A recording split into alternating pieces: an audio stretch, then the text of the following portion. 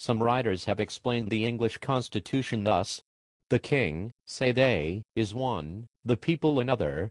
The peers are in house in behalf of the king, the commons in behalf of the people, but this hath all the distinctions of an house divided against itself. And though the expressions be pleasantly arranged, yet when examined they appear idle and ambiguous.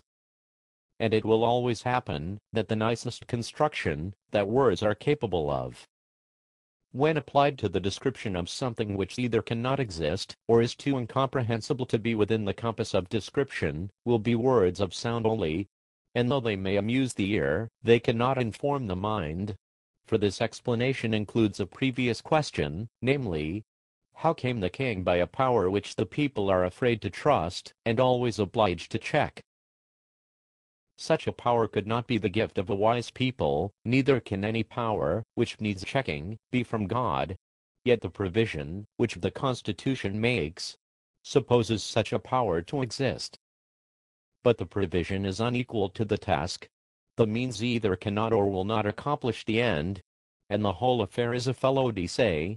For as the greater weight will always carry up the less, and as all the wheels of a machine are put in motion by one, it only remains to know which power in the Constitution has the most weight, for that will govern, and though the others, or a part of them, may clog, or, as the phrase is, check the rapidity of its motion, yet so long as they cannot stop it, their endeavors will be ineffectual. The first moving power will at last have its way, and what it wants in speed is supplied by time. That the crown is this overbearing part in the English Constitution needs not be mentioned, and that it derives its whole consequence merely from being the giver of places pensions is self-evident.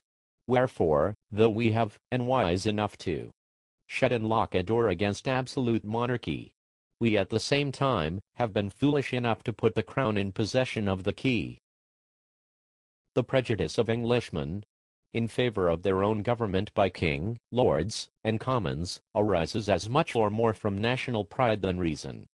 Individuals are undoubtedly safer in England than in some other countries, but the will of the king is as much a law of the land in Britain as in France, with this difference, that instead of proceeding directly from his mouth, it is handed to the people under the most formidable shape of an Act of Parliament. For the fate of Charles I hath only made kings more subtle, not more just. Wherefore, laying aside all national pride and prejudice in favor of modes and forms, the plain truth is, that it is wholly owing to the constitution of the people, and not to the constitution of the government, that the crown is not as oppressive in England as in Turkey. An inquiry into the constitutional errors in the English form of government is at this time highly necessary, for as we are never in a proper condition of doing justice to others, while we continue under the influence of some leading partiality, so neither are we capable of doing it to ourselves, while we remain fettered by any obstinate prejudice. And as a man, who is attached to a prostitute, is unfitted to choose, or judge of a wife, so any prepossession in favor of a rotten constitution of government will disable us from discerning a good one.